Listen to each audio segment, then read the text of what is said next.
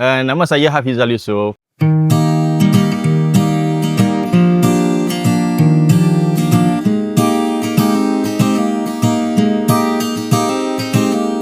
Penglibatan saya dalam membuat kuih tradisional Akok ni daripada saya zaman remaja lagi.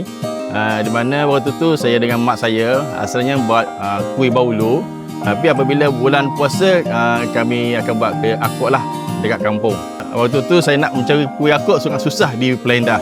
Jadi saya fikir saya memang ada kelebihan, memang saya ada pengalaman untuk buat Akok. Jadi cetusnya saya mula membuat Akok di Pulau Indah. Dia bermula pada 4 tahun lepas. Step yang pertama saya membuat di rumah. Saya menggunakan bahan tradisional, menggunakan arang dan saya fikir-fikir letak di kedai. Alhamdulillah tahun pertama dapat sambutan. Tahun kedua saya cuba ubah.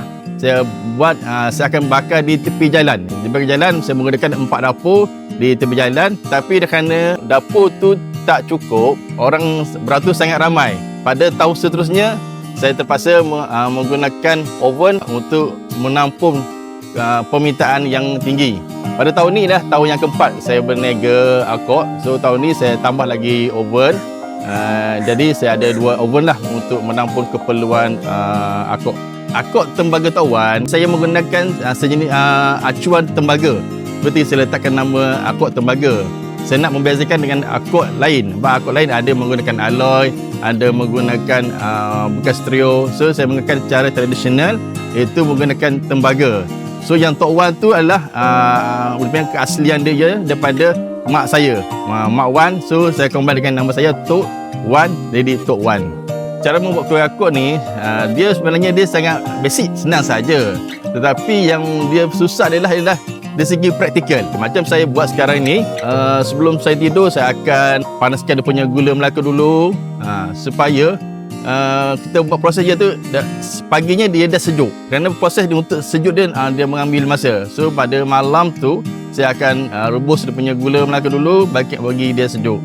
Pada keesokan hari saya akan membuat campuran gandum, telur dan juga santan untuk membuat adunan Akok. Resipi yang mak saya ajar, saya memang saya buat 100% daripada mak saya. Cuma saya ada buat penambahan sikit, saya menggunakan telur yang saiz yang sangat besar.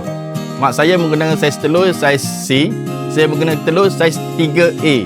Saya cuba nak dapatkan dia punya telur putih yang lebih supaya dia punya dapat kedut yang banyak.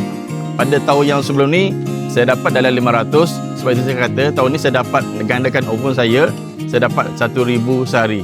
Customer daripada sekitar Taman Pulau Indah dan juga ada customer datang daripada Kempas, daripada Gelang Patah, daripada Pasir Gudang pun ada sanggup datang sini untuk merasa Akok tembaga Tok Wan. Harapan saya untuk kuih tembaga Akok Tok Wan ni, dia bukan sahaja boleh makan pada bulan puasa, tetapi pada bulan-bulan lain pun dia tetap boleh makan seperti biasa.